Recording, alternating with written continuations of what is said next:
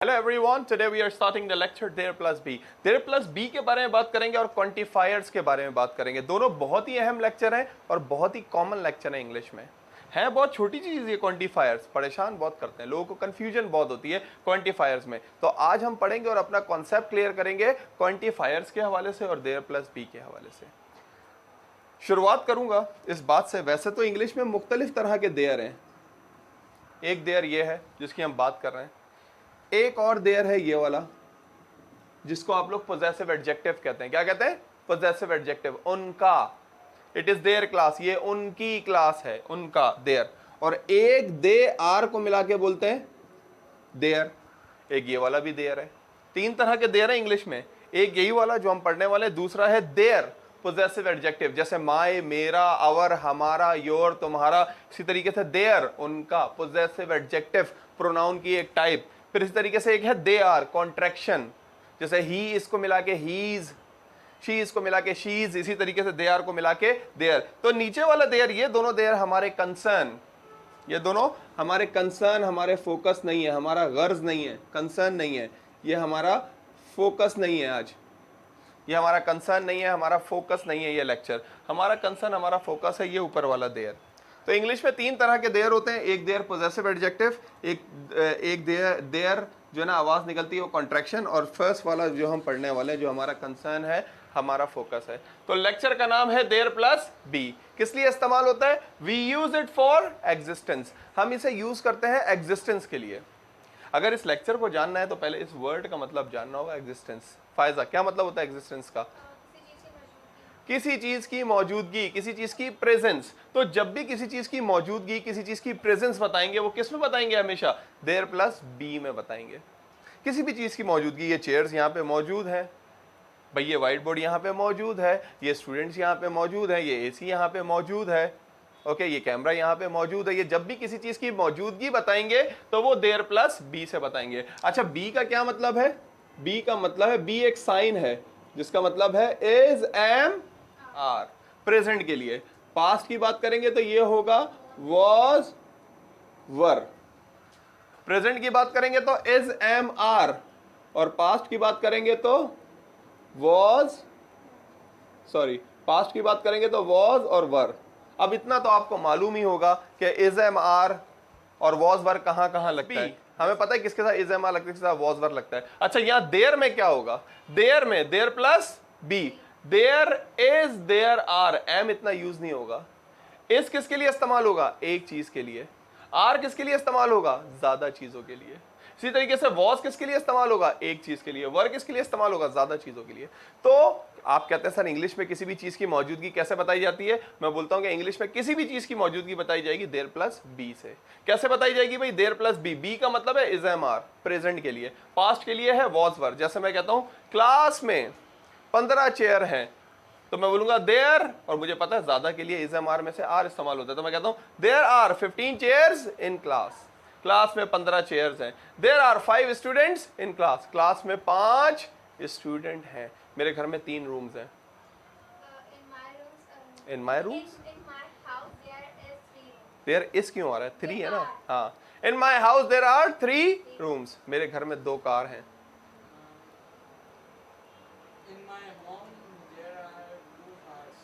In my home there are 2 cars.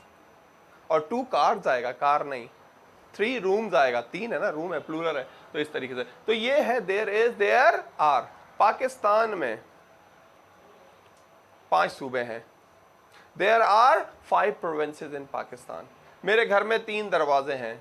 There are 3 doors in my house. There are 3 doors in my house. मेरे घर में 3 दरवाजे हैं। Okay, हमारे घर में 5 विंडोज हैं।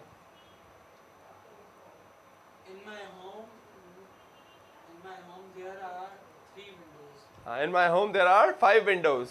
Okay, okay. In my home there are 5 windows. मेरे घर में 2 किचन हैं।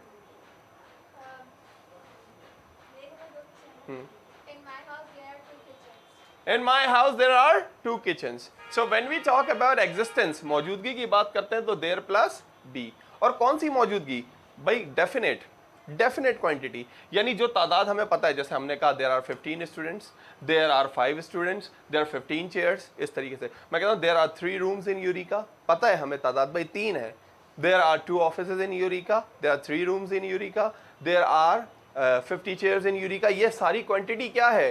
डेफिनेट क्वांटिटी, जो हमें पता है। कौन सी क्वांटिटी? डेफिनेट, जो हमें पता है। और एक क्वांटिटी होती है इनडेफिनेट, जो हमें पता नहीं होती। जैसे अभी तो मुझे पता है 15 चेयर हैं, अगर 15 नहीं होती तो मैं यूं कहता बहुत सारी हैं, कम है, थोड़ी हैं, ज्यादा हैं। Indefinite quantity. तो इनडेफिनेट क्वांटिटी इंग्लिश में कैसे बताते हैं, उसे बताने के लिए हमें क्या यूज करना होता है? क्वांटिफायर्स। क्या कहते हैं इनको इंग्लिश में? क्वांटिफायर्स। तादाद बताने के लिए इस्तेमाल होता है। अगर तादाद पता है तो ये वाला लेक्चर होगा देयर प्लस बी। अगर तादाद पता नहीं है तो हमें क्वांटिफायर्स यूज करने होंगे। बहुत सारे क्वांटिफायर्स हैं इंग्लिश में, उनमें से कुछ मैंने लिखे हैं और डायग्राम के जरिए आपको समझाने की कोशिश की है क्वांटिफायर्स, ताकि एक दफा जहन में बैठ जाए तो निकले नहीं। ओके, डायग्राम से क्या है भाई क्वांटिफायर्स? यहां मैंने नोट लिखा था we use it for existence. यहां मैंने नोट लिखा है we use them to explain indefinite quantity. हम क्वांटिफायर्स को इस्तेमाल करते हैं इनडेफिनेट क्वांटिटी बताने के लिए, तादाद बताने के लिए जो हमें पता नहीं है, जो हमने गिनी हुई नहीं है। भाई बहुत सारे, बहुत कम, थोड़े से, चंद, ये सारे बताने के लिए इस्तेमाल होता है इनडेफिनेट क्वांटिटी बताने के लिए। क्या? क्वांटिफायर्स। अब मैंने समझाने के लिए डायग्राम बनाई है, ये देखें, ये एक जार है। यस, पे अटेंशन एवरीवन, ये एक जार है आपके सामने। इस जार के अंदर ये पता है क्या चीजें रखी हुई हैं? क्या ये? ऑरेंजेस। क्या है? ऑरेंजेस। ऑरेंजेस है भाई, किन्नू ऑरेंजेस। पाकिस्तान का कौन सा शहर है ऑरेंजेस सबसे ज्यादा बनाता है, जो एक्सपोर्ट होती है जहाँ से ऑरेंजेस की? हाँ, कोयटा। क्या बात कर रहे हो यार। अच्छा, वो शहर दो चीज़ों के लिए मशहूर है, एक ऑरेंजेस के लिए भी मशहूर है और एक वहाँ से एयरफोर्स के पायलट्स भी बहुत हैं। पाकिस्तान का शहर है, वहाँ से एयरफोर्स के पायलट भी बहुत हैं। और मोहम्मद हफीज़ मेरे ख्याल से पाकिस्तानी प्लेयर, वो वहीं से ताल्लुक़ रखता है, उसी शहर से। उस शहर का क्या नाम है? सरगोदा। क्या नाम है? हाँ, शाहीनों का शहर कहते हैं, यानी पायलट्स बहुत सारे हैं वहाँ से। और किन्नू का शहर, ऑरेंजेस का शहर। ओके, तो ये और ऐसी ये जनरल नॉलेज की बात थी। ये एक जार बनाया है, जार के अंदर ऑरेंजेस हैं। अब कहीं पे ऑरेंजेस इतनी तादाद में इतना भरा हुआ है जार, कहीं पे आधा भरा हुआ है ये जार, और कहीं पे बिल्कुल कम है ये जार भरा हुआ। तो कितनी तादाद पे हम क्या बोलेंगे? इस एग्जाम्पल देने के लिए मैंने ये जार बनाया है। सबसे ज्यादा जब तादाद है, सबसे ज्यादा जब तादाद है, यानी जार यहां तक भरा हुआ है ऑरेंजेस से, तो हमें क्या इस्तेमाल करना होगा? अ लॉट ऑफ या लॉट्स ऑफ। मैं कहता हूं कि जार में 10 ऑरेंजेस हैं, तो मैं सीधा सीधा बोल दूंगा there are 10 oranges in jar. अगर बहुत सारे हैं तो मुझे अब बोलना होगा a lot of lots of. बोलूंगा there are a lot of oranges in jar. Okay, आप कहते हैं क्लास में 15 चेयर हैं, आप कहते हैं there are 15 chairs in class. अगर बहुत सारी हैं तो आप बोलेंगे there are a lot of chairs in class. There are lot of chairs in class. Class में बहुत सारी चेयर्स हैं। ओके, तो a lot of lots of ज्यादा तादाद के लिए इस्तेमाल होता है। देखें ना, ये जार है, इसमें ऑरेंजेस यहां तक भरे हुए हैं, तो आप समझ सकते हैं बात कि ज्यादा तादाद के लिए क्या इस्तेमाल होता है? A lot of lots of. मुनासिब तादाद हो तो हमें यूज करना पड़ता है सम।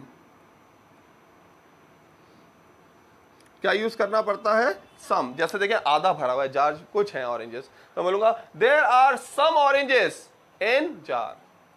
जार में कुछ ऑरेंजेस हैं। अब देखें, मुझे तादाद पता है, मैं बोलूंगा there are 5 oranges in jar. नहीं पता, मुनासिब है, तो मैं बोलूंगा there are some oranges in jar. Some. नीचे आ जाए, सबसे कम है, सबसे कम, तो मैं बोलूंगा फ्यू और लिटिल।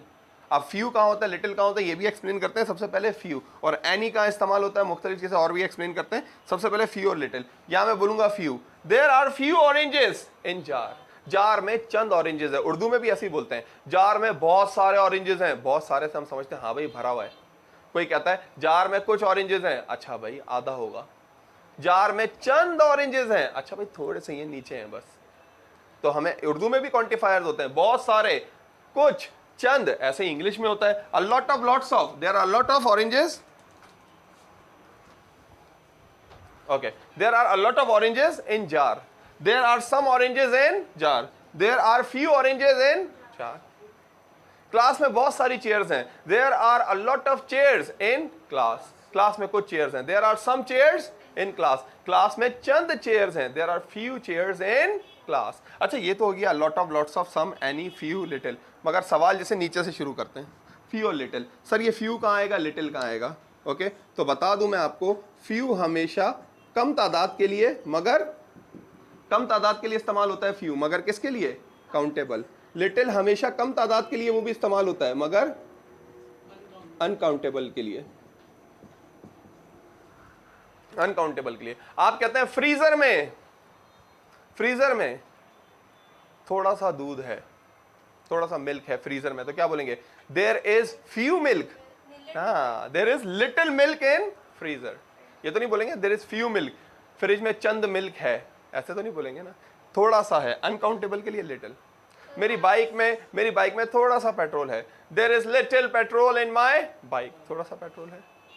ओके, फ्यू तो नहीं बोलूंगा ना, फ्यू काउंटेबल के लिए। जैसे कोल्ड ड्रिंक्स रखी हुई है, बॉटल्स, चंद बोतलें फ्रीजर में, तो मैं बोलूंगा there are few bottles in freezer, there are few bottles in freezer. अगर कोल्ड ड्रिंक की बात करूंगा, लिक्विड की, तो मैं बोलूंगा there is little cold drink in freezer.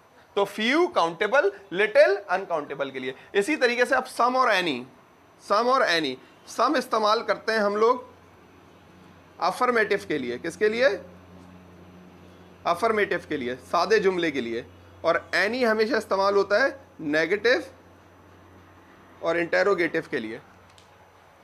There are some oranges in jar, jar में कुछ ऑरेंजेस हैं। अगर मैं बोलूंगा जार में कुछ ऑरेंजेस नहीं है, कोई भी ऑरेंजेस नहीं है, तो मैं बोलूंगा there are not any oranges in jar. और सवाल के लिए भी एनी इस्तेमाल करूंगा, is there any oranges in jar, क्या जार में कुछ ऑरेंजेस हैं? तो सम और एनी किस लिए इस्तेमाल होता है? सम इस्तेमाल होता है कुछ के लिए और एनी उसी का नेगेटिव है। ओके, फिर आ जाते हैं सबसे ऊपर, उसमें भी थोड़ा सा मसले मसाइल है, उसको भी देख लेते हैं। अ lot of lots of, a lot of lots of के अलावा भी कुछ चीजें ज्यादा तादाद बताने के लिए इस्तेमाल होती हैं। कौन सी हैं ये? अ लॉट ऑफ या लॉट्स ऑफ बताने के लिए भी। अक्सर इनका क्वेश्चन पूछने के लिए क्या इस्तेमाल होता है? तादाद पूछने, क्वेश्चन पूछने के लिए, या इन्हीं के जैसे मच एंड मैनी। मच का इस्तेमाल होता है सेम, अनकाउंटेबल। मैनी का इस्तेमाल होता है